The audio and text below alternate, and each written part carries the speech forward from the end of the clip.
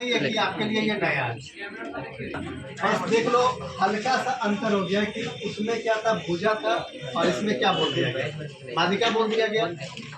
तो आपको पहले ही हम बता दिए क्या कि ये वाला जो क्वेश्चन है इसी को क्या कर दीजिए, साधारण प्रतिज्ञा। बस कुछ नहीं करना है साधारण प्रतिज्ञा में। ये वाला जो बात देख रहे हैं ना, इसी को ला के लिख दीजिए। ठीक है, तो जैसे जैसे वैसे वैसे लिख दीजिए।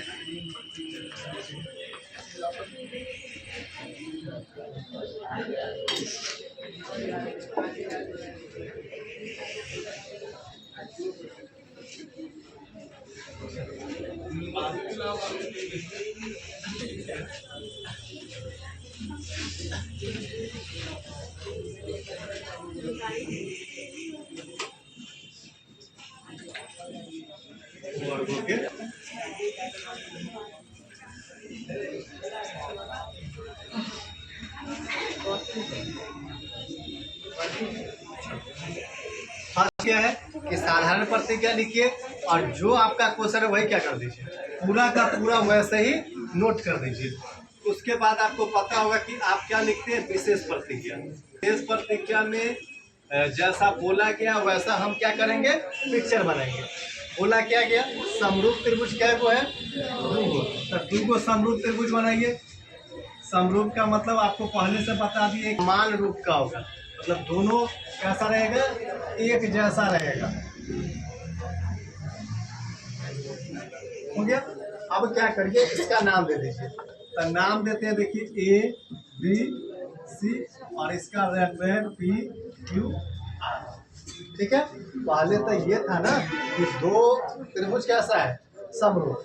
तो यहाँ पे लिखिए त्रिभुज ए बी सी। ठीक है, समरूप किसके हैं, त्रिभुज, देखो समरूप है ना, तो त्रिभुज पी क्यू आर समरूप हो गया। समरूप है, तो जब समरूप है तो आप याद करो, जब त्रिभुज समरूप हो जाता है तो क्या करते हैं, भुजा अनुपात के रूप में आ जाता है ना, भुजा अनुपात के रूप में। तो यहाँ पे क्या हो जाएगा, ये रहने तो दिया हुआ में चलेंगे, ये दे दिया ए बी सी तथा त्रिभुज पी क्यू आर हो गया, ये समरूप है। ऐसे नहीं तथा त्रिभुज पी क्यू आर समरूप त्रिभुज, ये हो गया। और देखो दिया हुआ क्या है, यहाँ पे लिखो दिया है, दिया हुआ तो यही है ना कि ए बी सी समरूप किसके हैं, पी क्यू आर के। तो लिखिए त्रिभुज ए बी सी समरूप है त्रिभुज पी क्यू आर। अब देखो जब त्रिभुज समरूप हो गया तो क्या हो जाएगा, भुजा बटा के रूप में आएगा। यहाँ पे फर्स्ट और सेकंड देखो, ए बी यहाँ का भी फर्स्ट और सेकंड, यहाँ तक देखो सेकंड लास्ट, बी सी यहाँ का क्या हो जाएगा, क्यू आर। फिर देखो यहाँ पे फर्स्ट लास्ट, ए सी बटा पी आर। ये समीकरण क्या हो गया, 1 हो गया।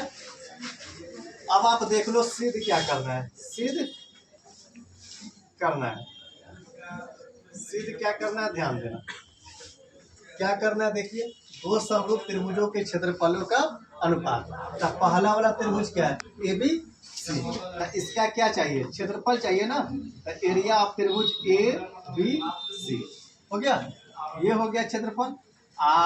अनुपात का मतलब क्या होता है, बटा, तो एरिया ऑफ त्रिभुज पी क्यू आर किसके बराबर होगा, देखिए उनकी संगत माध्यिका। माध्यिका का मतलब समझो, माध्यिका क्या होता है, जो 90 डिग्री का कोण बनाएगा बीचों बीच, वही क्या कहलाता है, माध्यिका। तो यहाँ पे क्या करो, ये वाला आएगा, ठीक है, और यहाँ पे ये वाला, ठीक है, नाम दे दो, यहाँ पे एम नाम दे दो, यहाँ पे एन नाम दे दो। ठीक है, आपको सिद्ध क्या करना है, ध्यान से सुनिए। इससे पिछला क्वेश्चन में क्या सिद्ध किए थे, वहां पे माध्यिका के जगह पर क्या दिया हुआ था, भुजा। तो आप सिद्ध क्या किए थे, ए बी का स्क्वायर बटा पी क्यू का स्क्वायर, फिर ए सी का स्क्वायर बटा पी आर का स्क्वायर। यहाँ पे आपको भुजा को नहीं करना है, यहाँ पे माध्यिका को करना है। तो माध्यिका क्या है, ए एम, माध्यिका क्या है, ए एम, और इसका माध्यिका क्या है, ये आपको क्या करना है, प्रूफ करके लाना है। कितना क्लियर है, सिद्ध करना है, तो रचना की है ना, रचना क्या किए, यही डाले हैं ना, एम लम्ब डाले किस पर, बीसी पर, एम लम्ब डाले कौन सी पर, बीसी पर, तथा इधर देखो ये क्या है, ई एन, ये लंब का साइन होता है किसके, क्यू आर पर। ध्यान से समझिए, देखिए कुछ हार्ड है नहीं, आप लोग हार्ड बना दे रहे हैं, ये कुछ हार्ड नहीं है। ये वाला तो आपका क्वेश्चन में रहता है, फिर से समझ लो, ये तो जो क्वेश्चन रहेगा वही साधारण प्रतिज्ञा करना होता है। विशेष प्रतिज्ञा में क्या करना होता है कि जैसा ये बोला वैसा पिक्चर बनाना है। पिक्चर कैसा बनेगा, समरूप वाला।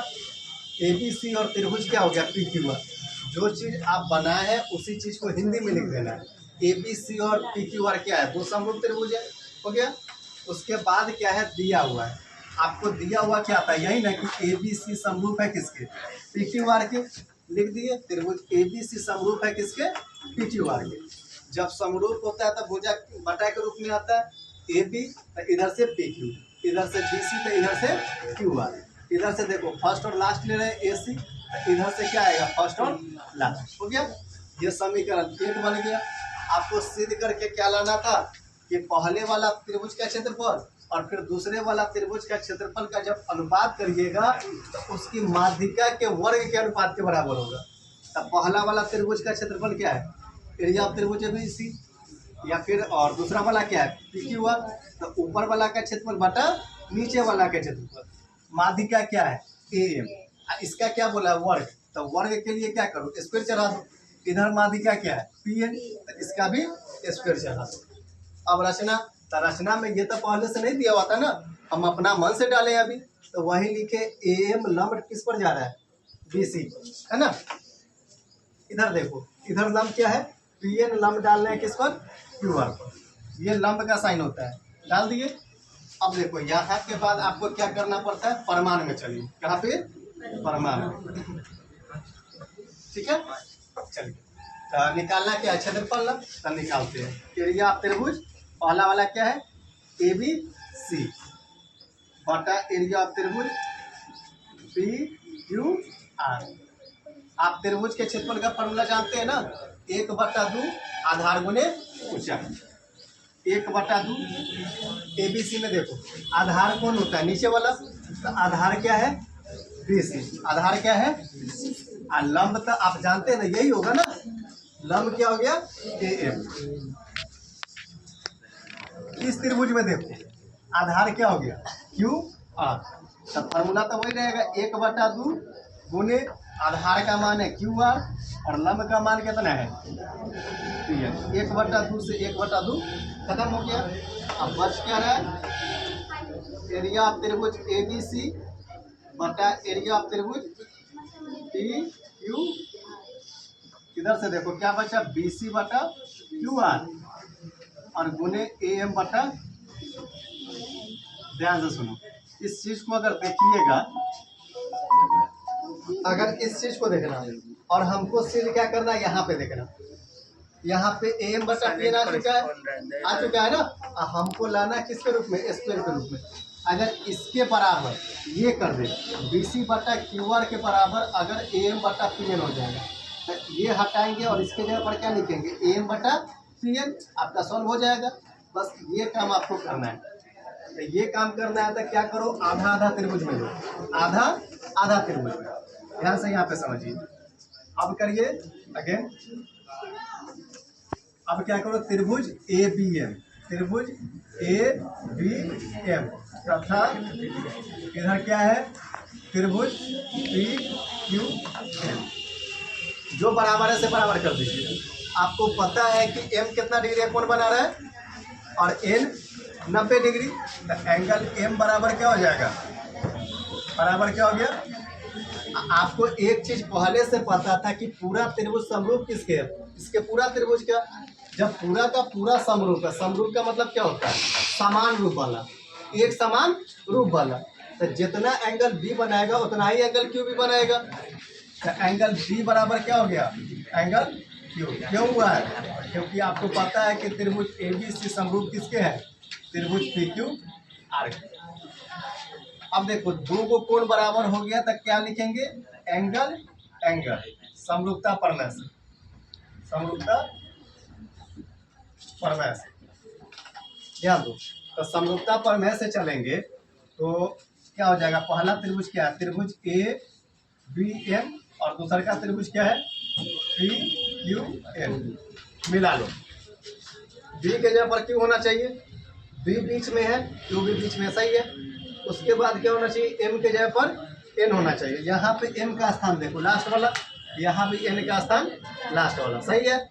अब जब समरूप हो गया तो फिर से क्या करेंगे, पता करेंगे ना, पहला दूसरा, ए बी और इसका पहला दूसरा, इधर देखो सेकेंड और थर्ड, बी एम, इसका सेकेंड और थर्ड, इसका फर्स्ट और लास्ट, इसका फर्स्ट और लास्ट। इसको देखो क्या को बना दिया समीकरण, एक हो गया,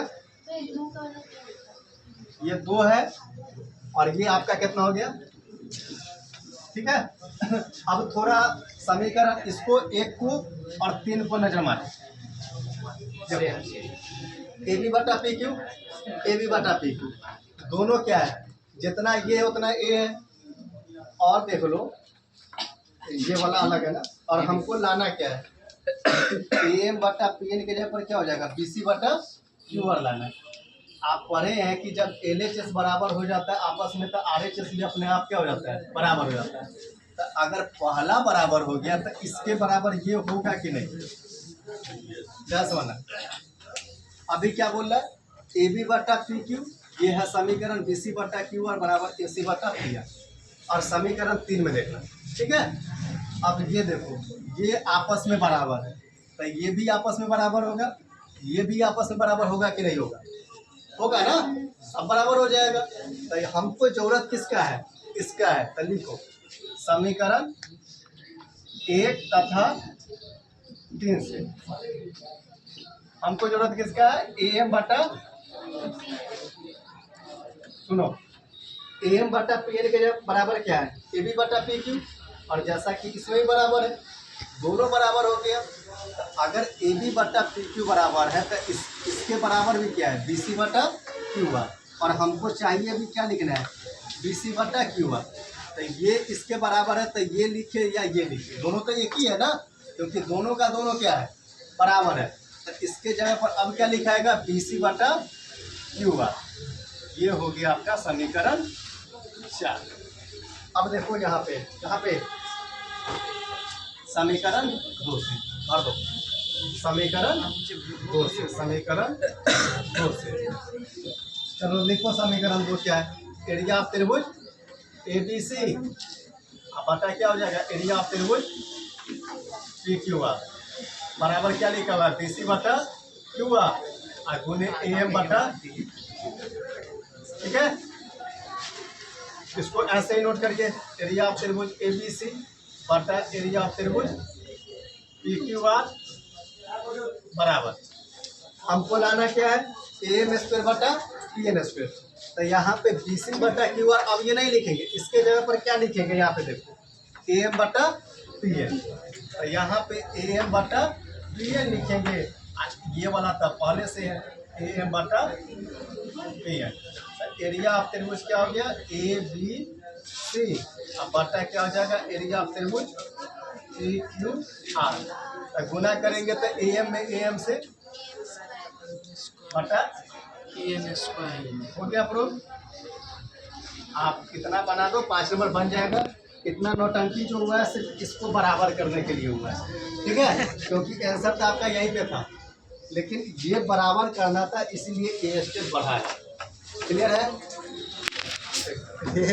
बंद कर।